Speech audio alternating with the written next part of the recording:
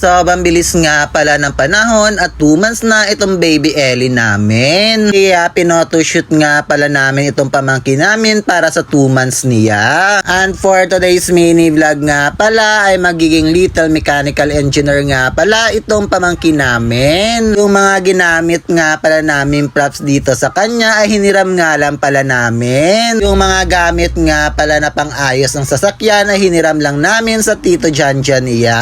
Motor nga pala na laruan ay hiniram nga pala namin sa pinsan niya na si Scott. Yung binili nga lang pala namin dito ay yung damit nga pala itong pamangkin namin at itong cake. Dahil monthly na rin nga pala ito ay monthly na rin nga pala kami kakain ng cake. Habang binibihisan nga pala yung pamangkin namin ay ako nga pala rito ay naayos ko lang yung mga kailangan ayusin. Para hindi na rin nga pala magtagal itong photoshoot namin, para hindi na rin nga pala magmoryot itong pamangkin namin.